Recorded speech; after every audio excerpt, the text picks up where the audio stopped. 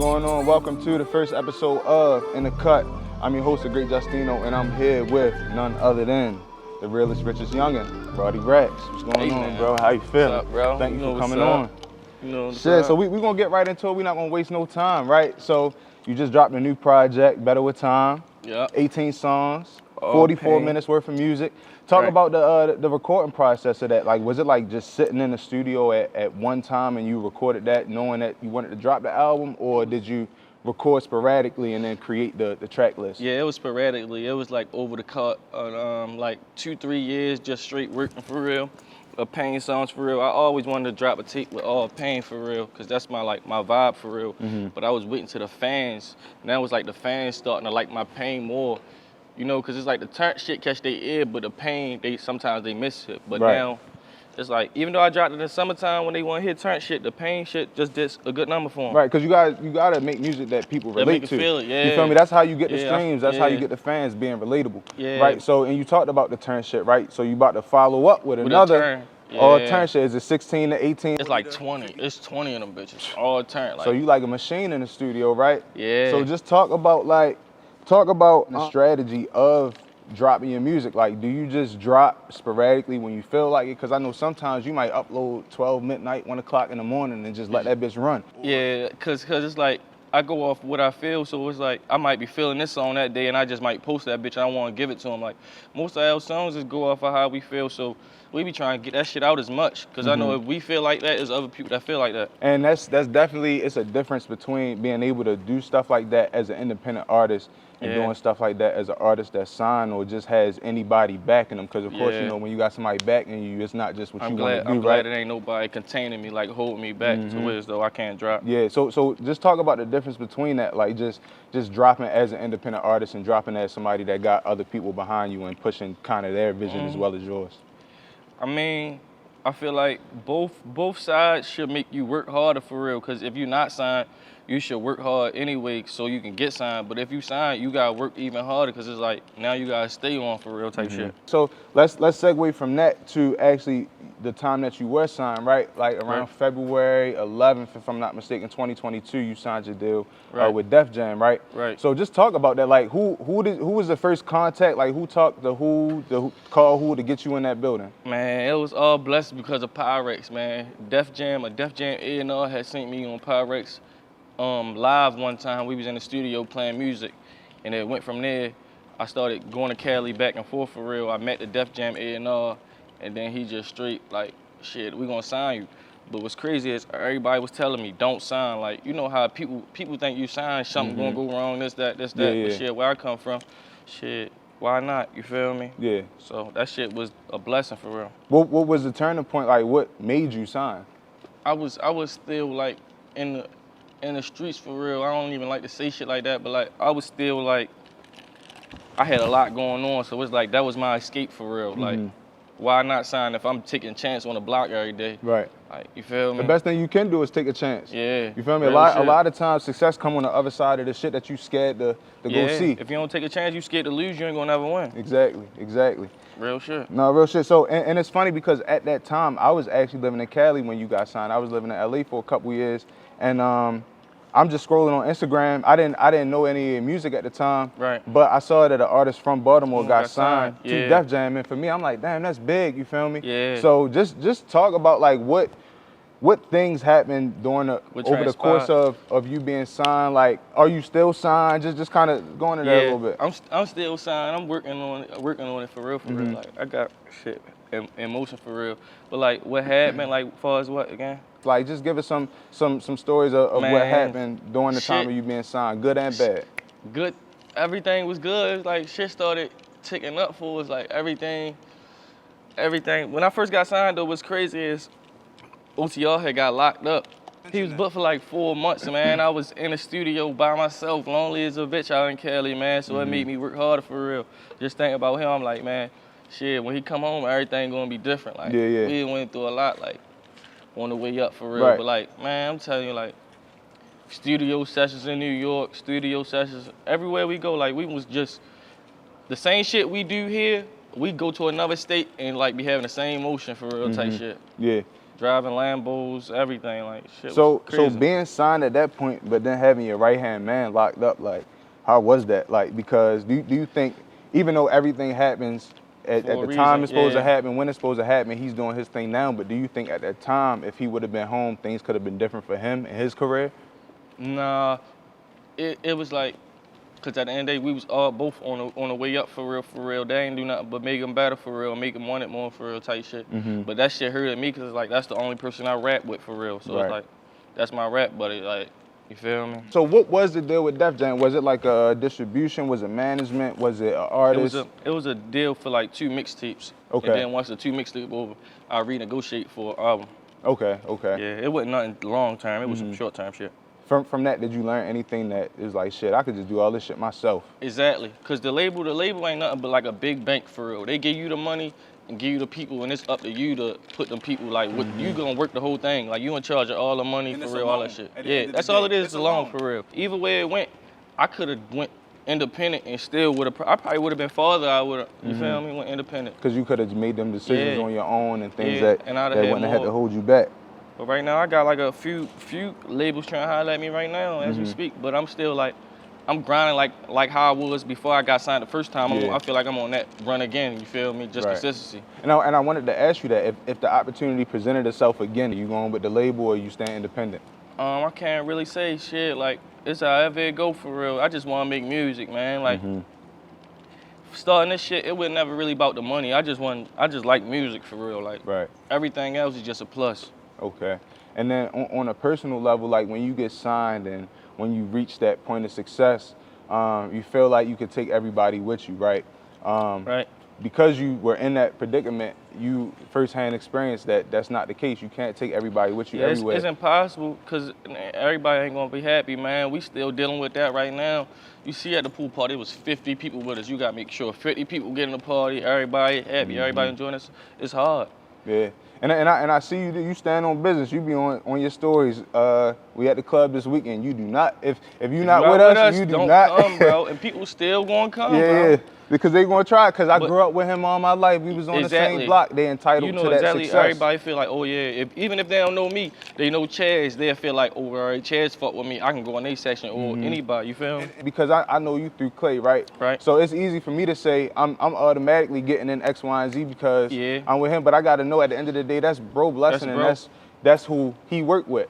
But I can't expect that. It's like a line of command would make sense. See, it would make sense for us to make sure you get in the party. Because at the end of the day, you working for real. It's about the ones that's in the party that ain't doing nothing, ain't contributing to nothing for real. They just want to drink the bottles, look at the girls, look good. And at the end of the day, y'all help us for real. That's why I tell Clay all the time, like, y'all a big part of our career. We need y'all more than y'all need us probably. Like, you feel me? No, shit, I would say we need each other equally, but I mean, one hand wash the other at the end of the day. You feel me? And through like helping those people out and figuring out that you can't take everybody with you, you ended up coming back home, right? Yeah. Do you regret making that flight back home from Cali where you was out there, palm trees touching the sky, weather good, you feel me? Like it's like half and half. I miss that shit, but it's like I know how to adjust. I know where I want to do. Like I know I can always go back to Cali and live like that anytime. But it's like being here in the city, it give me that grit and give me that push to like go harder, you feel me? Yeah. You feel me? Like okay. So around that time, and you came home probably, what, 2021? 22? Yeah, 22. And then you dropped Hard Times of Hollywood, 2022. No, I dropped Prezi Flow 2022. Prezi Flow. Then Hard Times of Hollywood later in the year, right? Yeah. But then you took about a year to come back with the deluxe. What was going on through that time when you was, through that year span? Because usually people, they might take like a month or two to come back with the deluxe. Why the year?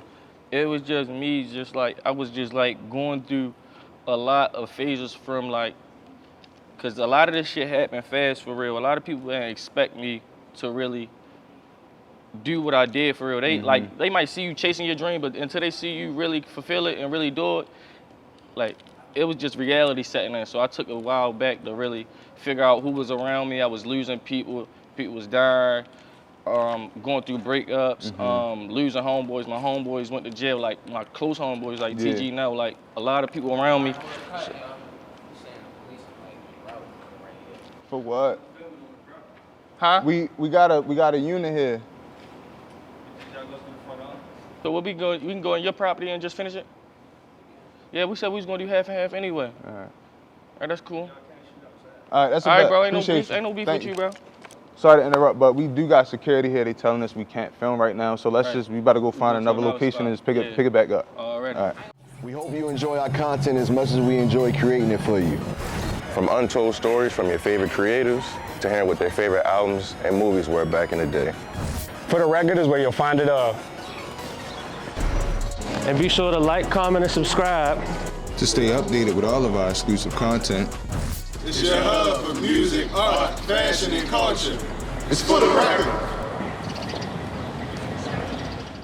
all right, so we finally made it back to another spot. We just got kicked out the last one, but we in more of a homey, you know, we feel good now. We in the studio, someplace you call home. But let's just get back to it. We was talking about Hard Times of Hollywood, and just around that time, that's when you had got booked, right? So just talk about what was going through your head at that time while you were sitting in a cell while your tape that you just dropped was going crazy, and then you was probably thinking, you know, I need to have a deluxe when I come out.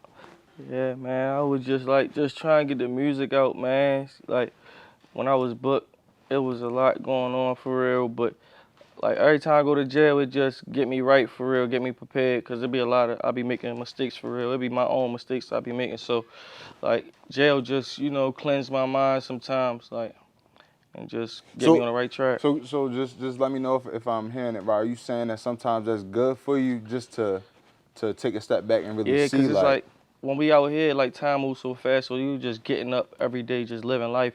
But when you in a cell, you really sit back and think about all your mistakes and like what you can do right and like what you gotta stay away from. Cause it's like, this shit dangerous out here for real. Yeah. While you were in there, you actually wrote Never Enough, right? Yeah, I wrote Never Enough. And that was a breakout song that kind of got you over that hump to get you to talk about, you know, just being in there writing that. What was going through your mind when you was writing? Never Enough. It was like on some play shit for real. Like we used to sit, I had a few guys for real that I fucked with. We used to sit in my bunk area every day and just, you know, rap for real.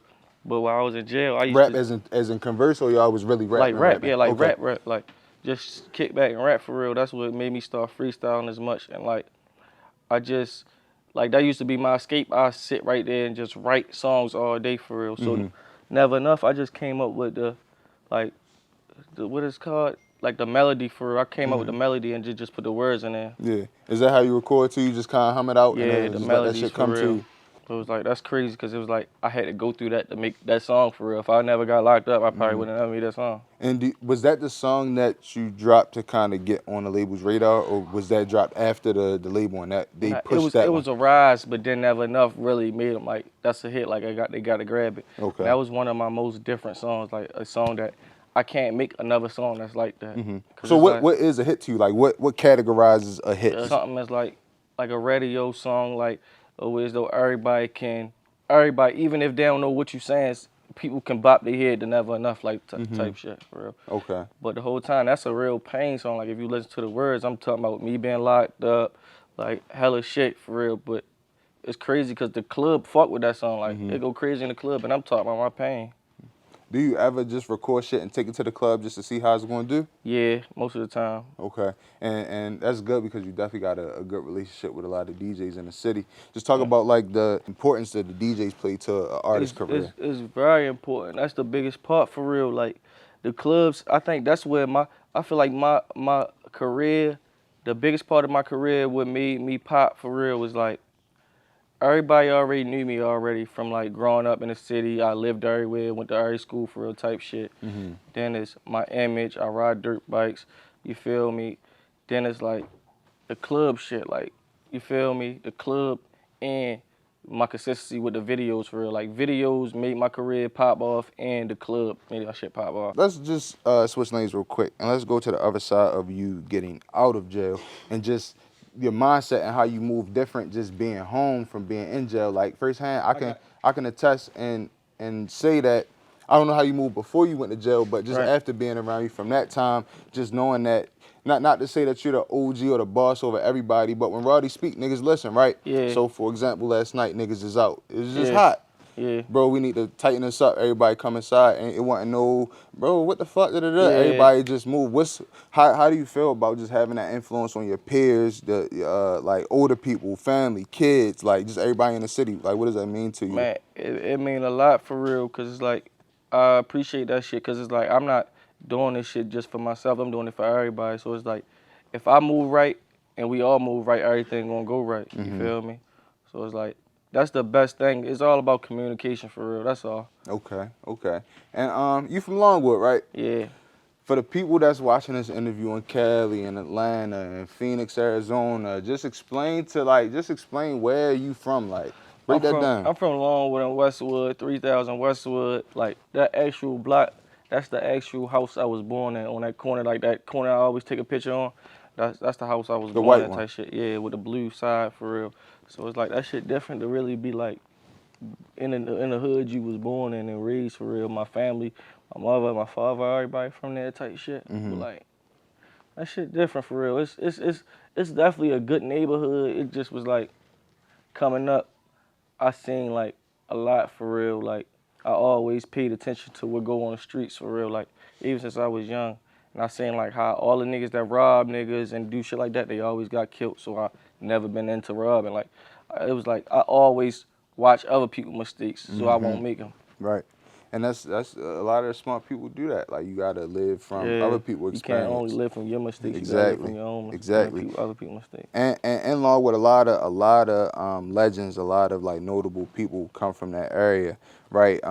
Like we got Chaz, Stacks, White Boy, OD Twan, and that's what I want to talk about first. We're gonna talk about everybody, but I'm gonna start with OD Twan, right? He was the reason you got into music, if I'm not mistaken. Nah, he was a big part of the like. I always been into music when I was young.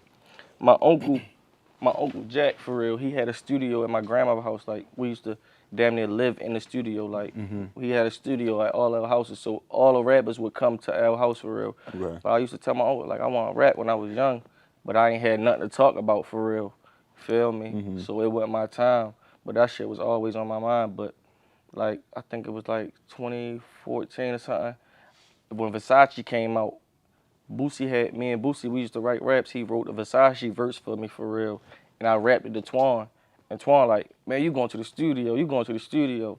And like we was in the hood just rapping for real. Next day, the nigga Dollar, he had took me to the studio, went to the studio, we laid Versace down. And then I chilled back after that. I ain't rapped for like 2-3 more years, and then I came back. And then it was up. It's kind of like when you start something, you kind of get that feeling and just be like, damn, I fuck with that. I gotta keep doing it, see if I can get better. Or it's a lot of the times it's the shit that you don't think that you're good at. When you try it the first time, you be like, oh, all right, this is it. And it was around that time where like Snapchat was going on, so it was like, I wasn't even making the songs for everybody to listen to. We was making them songs so we could listen to ourselves. And I'm like, shit, if other niggas rapping shit, I can make my own music and post my own Insta snaps to my shit. You feel me? You just need 30 to 60 seconds. That's all you need. And then it was like for the hood. Like our first video, it was called Long Time for real, with me, Boosie, and Dad for real. It did like 10,000 views in 1 month. Like that's all we was thinking about. It was for the hood for real type shit. We was already viral in the hood type shit. And that was crazy because my new videos, they'll do 10,000 in 1 day type shit. I just show the progress, really. Yeah, hell yeah, man. So let's move on to the next person, right? So we got OTR Chaz. Did y'all grow up together? Like, just let's really get into y'all relationship and how y'all came together. But like, ever since I can remember, like Chaz was always around. Like, you feel me? But it's like, me and White Boy always was tight for real. Like since I was young, White Boy, we was in the hood. Like we used to hustle, like not together, but like we used to always come across each other in the hood. So me and Chaz, like we from the same hood. But I remember when we started rapping, he was already rapping and I was rapping, but we ain't never link up. But everybody used to tell me like, yo, you and Chaz gotta make a song, you gotta make a song, gotta make a song. And then it just happened at perfect time. We came out with the Straight in the Booth, I Get In There. That was actually the first song we ever made together, I think. And that was a banger for real. And that was the song that they got the vocals from Chaz to make. White Boy Tag, White Boy right? came with a bag like it's Christmas. Yeah, that was crazy. Okay, so now let's talk about you and Chaz's creative process. We still gonna get the White Boy, but let's talk about you and Chaz's creative process, right? What is that like when y'all get in the studio? Is it he just record and he might get tired of recording, Rackzz come in here finish this? Yeah, sometimes I'll let him do his thing. I don't get in his way, let him do him. And sometimes if I feel like he on some chill shit, I just take over for real. Or sometimes we might both be on the same shit. But I feel like shit, whenever Chaz feel like he want to speak for real, like if he hears something and he like, man, I'm ready to go do this, I be like, shit, I'm gonna get out your way and let him do it because I know he know what he doing. But like rapping with him is like rapping with myself damn near because I know what he gonna say, he know what I'm gonna say. So it's like, it flow perfect. That's perfect. And that's like my real homeboy, so I ain't gotta worry about him ever hating or it be like discrepancies or none of that shit. Like it ain't about money, none of that shit. Us like that nigga love me like I love him type shit. Yeah, and I was gonna say that's actually like outside of, because the music business it's entertainment business at the end of the day, right? So a lot of times niggas be linking up just because they got to make it look numbers, good. Yeah. And that's what's crazy. It's like, damn, we really built this together and we came up. You feel me? And even everybody around me, like, it's really rare that you come across people when people got this type of thing going on, and it ain't no hate, it ain't no niggas like trying to get outshine each other, or it ain't no like niggas that steal, none of that shit. It's like I'm doing this shit with my real homeboys that I really came from nothing with. How many songs you and Chaz got together? If you could guess, how many unreleased joints y'all got? Realistically, probably like 1,500. 1,500 songs. So when the next time we getting a collab tape? Probably by fall time. But I feel like the tape with me and Chaz, I feel like I want that to be like really done well. Like I wanted to really have some money behind it. I want us to really go all out for it. Tell Kruger turn it down a little bit out here, Kruger. Yeah, but like rapping with him, that's the best thing ever. It ain't nothing like, cause I definitely feed off other rappers' energy, but there ain't nothing like rapping with your own homeboy. Like I ain't gotta worry about no bullshit. And y'all, like you said, y'all can feed off each other. Y'all know the same stories that y'all been in. So if y'all trying to tell a story through a song, some shit, you know this chapter, he know that chapter. And then for us to come where we came from, I still go watch our old videos. Like, damn, bro, we really did what we said we was gonna do. Like, I remember times we probably didn't even have money for an outfit, but we had money to go in the studio, and we was really, I don't give a fuck. If niggas was down, we was in the studio. We was getting money, we was in the studio. We was broke, we was in the studio. So no matter what, I always look at it like we got to be in the studio no matter what. So now let's go on the other side of this three-headed goat, right? You, Chaz, White Boy. I know you said that you and White Boy grew up in the same area, y'all was hustling together, but just talk about the first time that y'all was ever in the studio together, and just take us through that session. See, before he was making beats, he was always in the studio with me type shit. Like he was always, as long as I can remember, bro, White Boy always supported me, bro.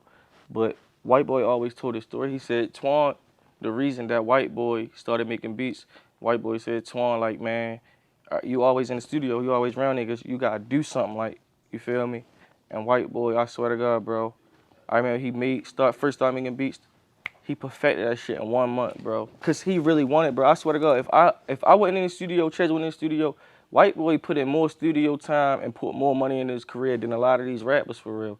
Like, and that was the biggest part of us, cause it's like damn, that's real family type shit. And he wanted as bad as we wanted. Like I knew he wanted to. This nigga got all wild on his face. Like for him to put that shit on his face, that was something that he really meant for real. Yeah. But you get all wild on your face, like that shit mean a lot, cause it's like that's the first person thing somebody gonna say. And Real is Rich is Young ain't really even all about money.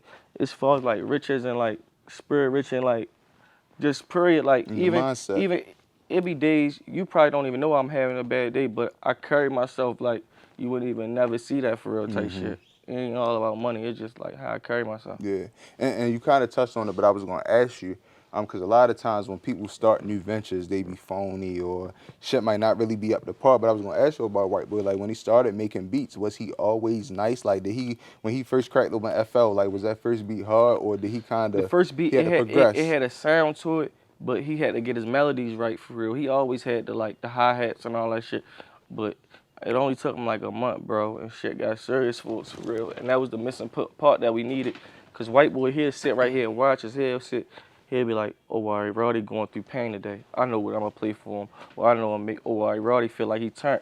He'll bring that bitch up. Dummy, I made this for you the other day. I know you'll go with this. And I swear to God, every time he do that, bro, the beat really matched my vibe type shit.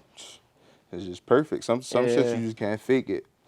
Another big part, my man Just a Friend though, like he died way before his time, before this shit happened for real. But he was a big part of this shit. Like, he was the one for real.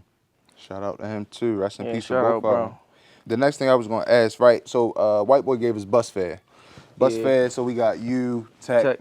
and Scholar on that joint. Take us through that session. What was That it? session, He it made was- the beat, sent it out. No, this what happened. White Boy was, I think I made, what's that song called? I get in that mode, I'm not gonna lie, early.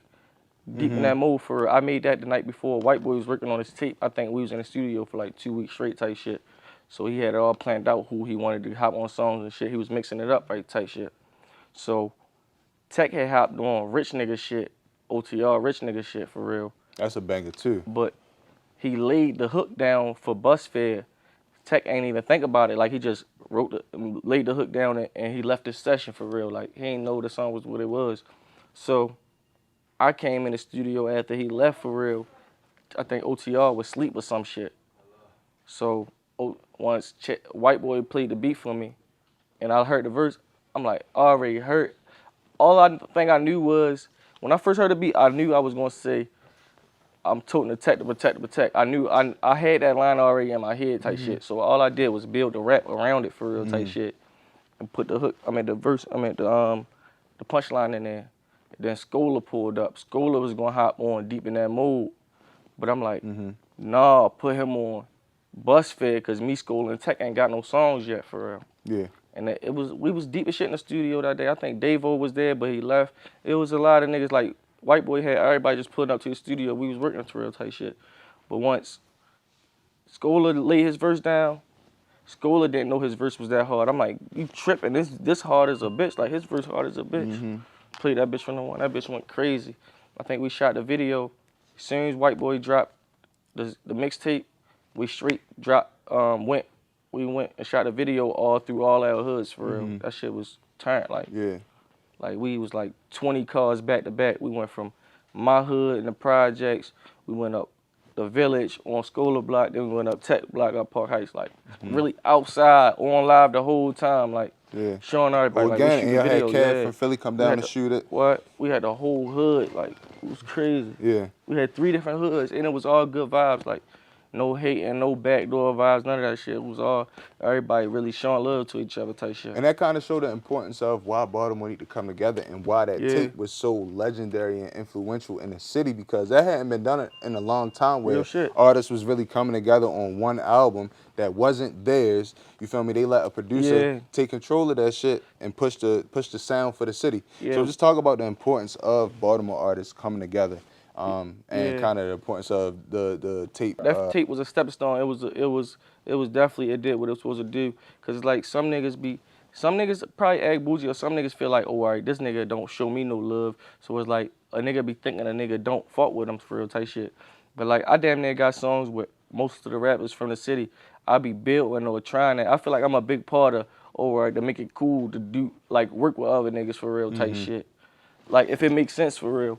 Yeah, I definitely be working, man. I be doing, cause I stay in the studio, so I like, shit, I'm working. If you wanna work, we can work for real type shit. Like, right. I was there when Jake made models for real type shit. Like, I was in the studio, we did hella shit for real. I just stay in the studio, man. And that's if it makes sense for real type shit. Cause like,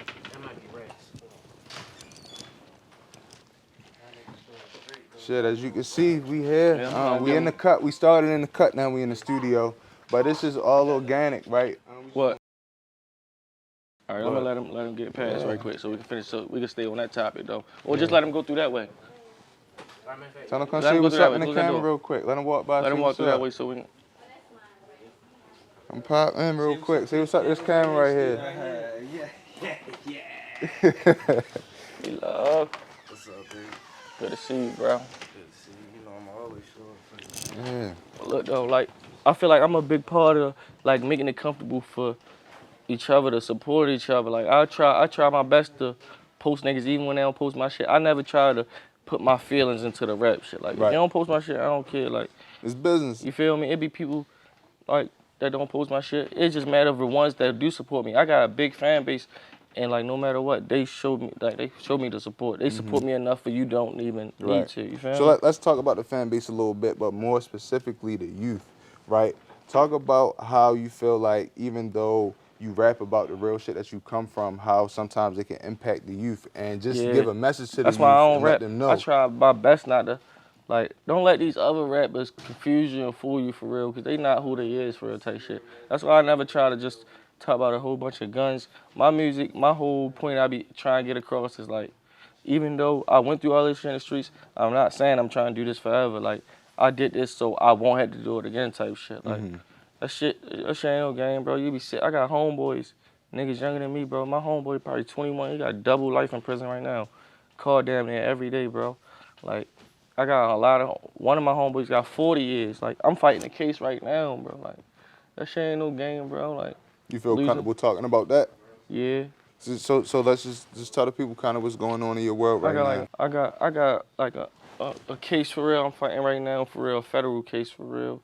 Some bullshit for real. They just try to, I guess, they really mad because I don't be doing what they think I be doing type shit. Cause I really be rapping like all the street shit behind me. But it's the fact that people on the street still talk. They make up rumors and all type of lies.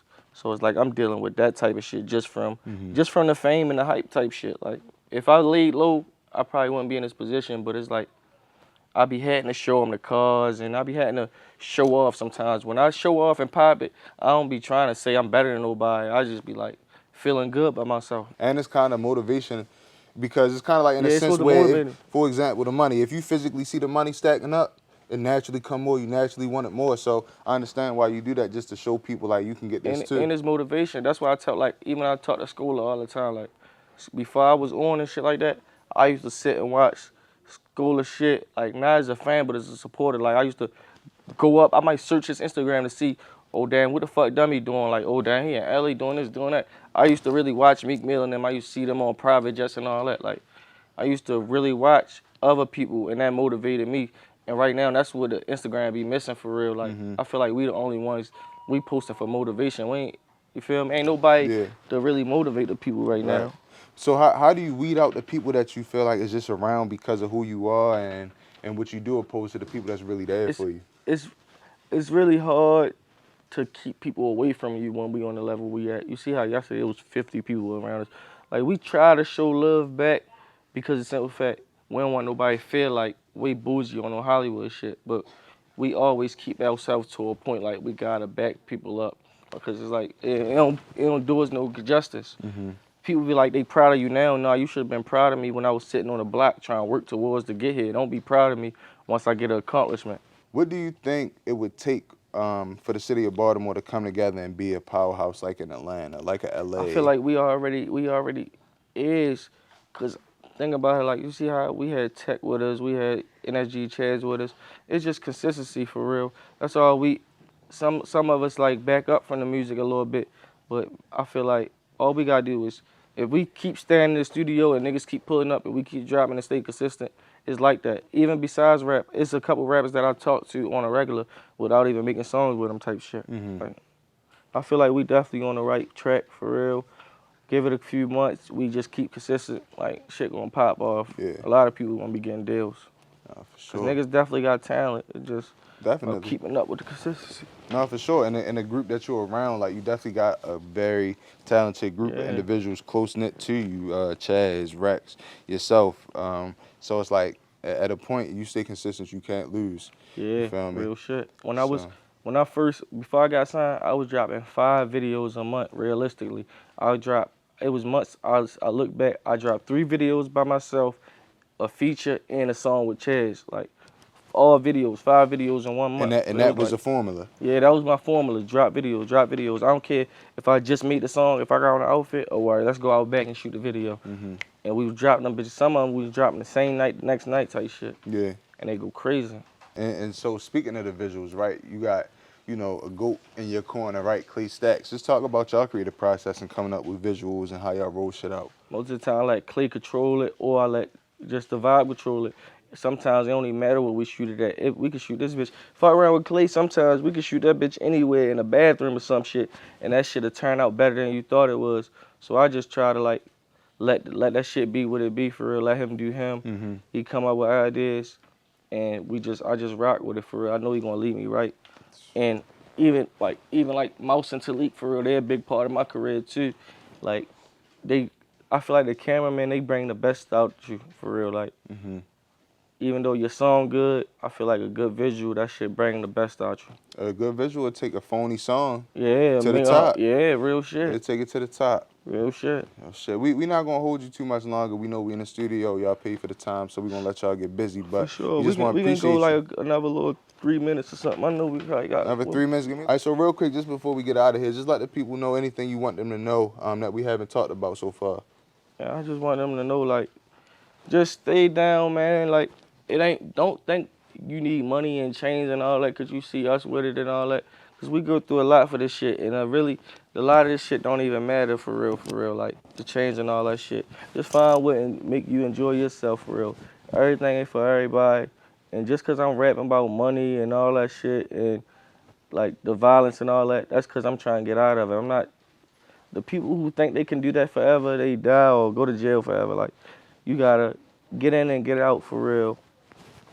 And just, find what's for you. Don't think you gotta be a rapper because he a rapper. You can be cool with being cool, bro. It's people around me that don't rap that look like rappers. It's people around me that's a cameraman. He a goat at being a cameraman. You can be a goat at being an artist. You can be a goat at being anything. But you ain't gotta just rap because that's what look cool. Like, you feel me? No, for sure. There's a million ways to make money too. Like, with the internet, you can make money off anything right now. No, even bro got a clothing line, like, that shit fire, you feel me? Yeah. Just find your lane and run with it. Yeah, That's all it's find your about. lane, run with Be it. true to yourself, and the rest will take care of itself. Be a good person. Be a good person. great You work. can never lose with being a good person. Even somebody do you wrong, like, don't let that shit change you, because something bigger might come for you, feel me? Like, no matter what, you feel me? I've been through a lot of real shit, and that shit could have changed me and made me a whole nother person. But, you feel me? I stay the same, and shit, I be getting blessings from it, No, facts. And Well, that's it on this episode of In the Cut with Roddy Rackzz. We appreciate y'all. Appreciate you. Appreciate all the Thank y'all for supporters, tuning man. in. Stay tuned for the next episode. More to come, way more to come. Let's get it. Tell them where they can follow you real quick before we go. Follow me on Instagram, RODDY,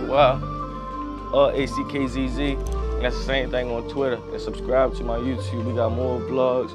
We got a lot more to come, man. Like, more videos, drop more snippets, everything. We about to turn back up again, man. Let's go. And that's In the Cut with Roddy Rackzz, powered by For the Record. Bow.